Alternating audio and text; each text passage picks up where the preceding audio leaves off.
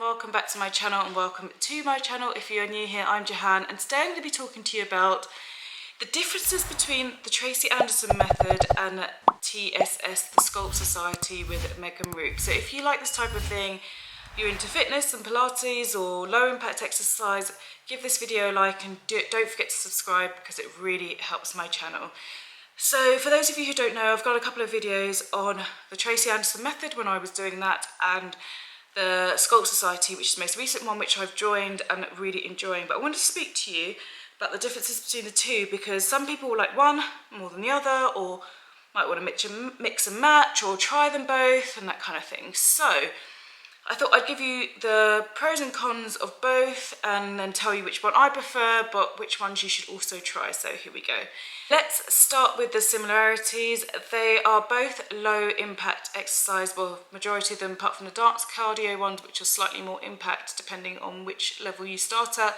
But they are both generally low impact exercises, not heavy weight bearing exercises. Use dumbbells from 1 to 3 pounds, leg weights at 1 to 3 pounds. So very, again, small movements trying to wake up those small muscles or those interconnecting muscles that you don't use every day, that you wouldn't use with compound movements. So you get that across both of the workout plans and across both trainers.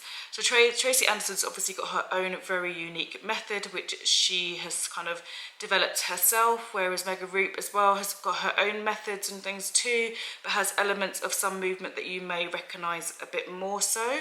But there are definitely crossover movements. When I've done them both, there are definitely crossover movements, especially when it comes to the arms and things like that, and the legs as well, using the diagonals and using attitude leg shapes, so the kind of bent, turned out legs, that kind of thing, corner work.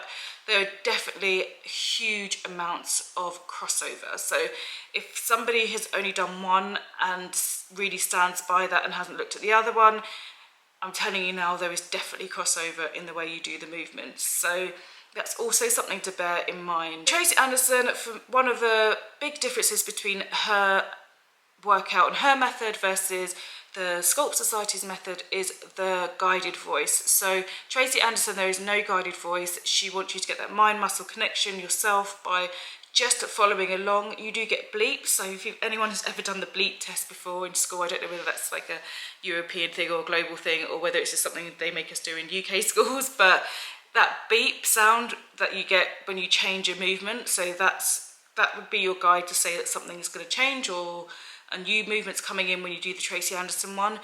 With the Sculpt Society, you obviously have Megan or whichever trainer you have actually saying, focus on here, this move's coming up next, make sure you concentrate here, that kind of thing. So you have a lot more of a guided voice, so you know what you're doing and you can think about it when you're unsure, especially in those early days when you're doing something that you're not used to doing. And it really, for me, that guided voice helps motivate me some more, and it also helps me work with the music selection as well, because with Tracey Anderson it's just the music and movement, and if you're not keen on the music that's being played, the music that's being played is really motivating. Everyone knows when you're in the gym, you want your kind of music in there. And you can use your own music because she's not using a voice. But if you're new to the movement or sometimes it's just better to be in the room with her listening to the same stuff. Whereas with the TSS, the voice kind of cuts through the music as well. So it doesn't become so vital to have your playlist playing. I hope that makes sense. So a big difference for me between doing the two systems, now I've done them both for a little bit of time, is that you do need, I think, some level of fitness to go into Tracey Anderson versus the Sculpt Society. You really can come in as a beginner. The Sculpt Society not only do I feel like you can go in as a beginner, but it also has workouts that are dedicated and designed for those who may have ankle, wrist, knee injuries as well. So to prevent putting any more strains on those things, it has pre and postnatal exercises.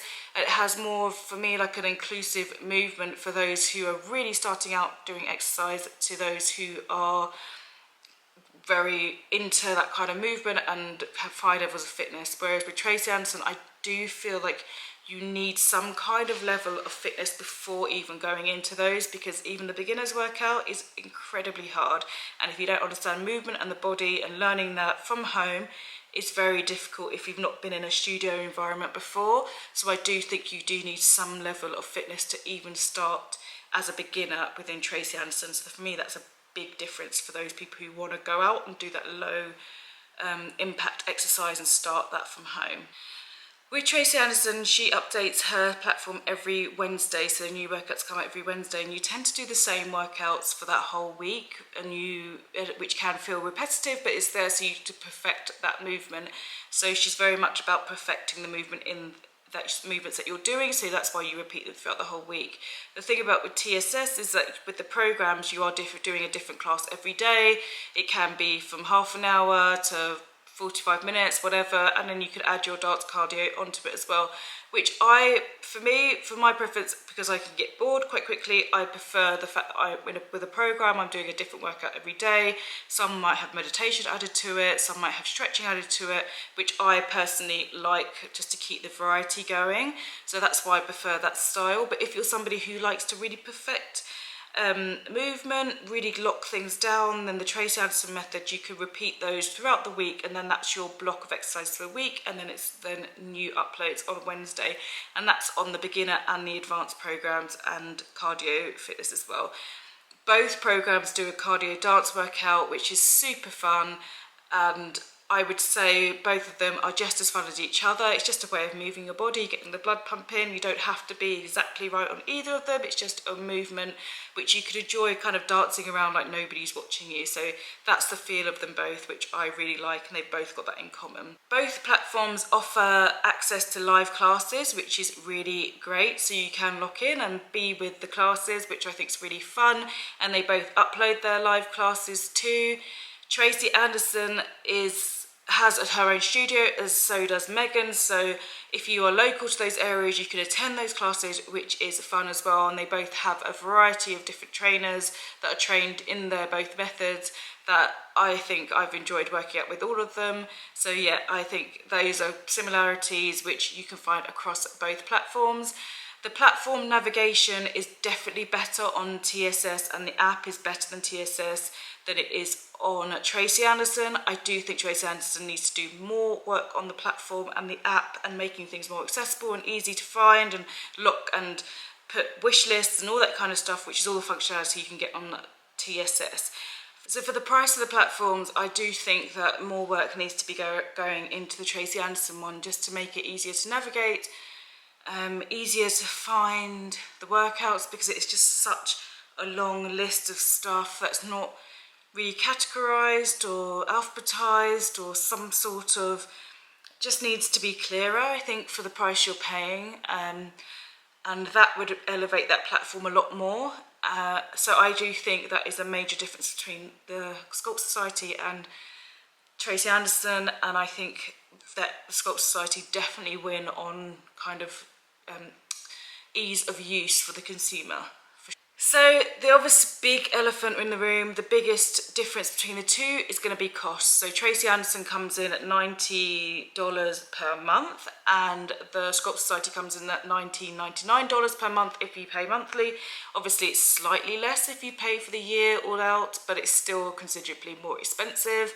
So that is probably like the major difference between the two, is just the cost between the two platforms and the two offerings between them. Which is actually, looking at the economics of now, is a massive deal breaker for some people. Some people will be able to do that, and some people just won't be able to ever afford it. Both of them offer free trials of both. So I think both offer 2 weeks or weeks free trial of both systems. So the free trials are definitely worth doing of each. You could do them back to back and see how you get on with each and see which one you prefer. The reason why I have gone down the Sculpt Society route is purely because I just prefer the style of guided talk. The guided voice for me was the deal breaker. Cost definitely came into it, but if I absolutely loved the Tracey Anderson method to beyond, I would have stuck with it and carried on doing it. But for what I'm getting with the TSS, I just enjoy it more. It's still that low impact. It's a massive, like, you're still getting that sweat, you're still burning those calories, you're still getting a really good workout with the TSS one. Don't be fooled by anyone when they say low impact. It is still very challenging. Even at beginner, it's challenging, but not to the point where I'm sitting here feeling kind of defeated.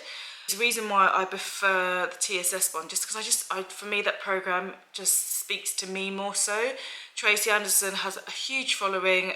People love her program, and I understand why, because she gets results with long-term use, and she's established, and I can understand why people like them both. I'm not going to say goodbye to Tracey Anderson, because I did her workouts in, like, when I was in my 20s, and I still have like a pull towards those, but that's just not right for me right now.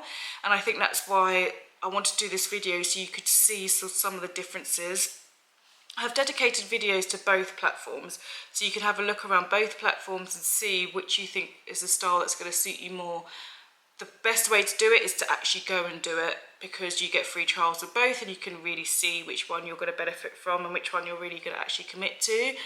I personally think that everyone should give the Sculpt Society a go. I think for me that's really changed the way I've seen low impact exercise and the benefit of it, and yeah, I absolutely love it. Tracey Anderson will definitely be something that I come back to. I've still got some of her DVDs, and if I do come back to it, it probably won't be to the online studio. It would be through something like Metamorphosis or something like that, where I want to just really practice those moves, because it's a repetition, again, Metamorphosis and getting those moves correct. So I probably stick to that more so than the online classes, because the online classes I often felt a little bit defeated after it, even on the beginning levels. But yeah, I really hope you found this video interesting. It'd be really good to understand if those who have probably tried both as well, and let me know whether you've had similar thoughts or whether you're dead set on one versus the other, what you like about it, what you don't like about it. It'd be really good to know. I really hope that you've enjoyed this video.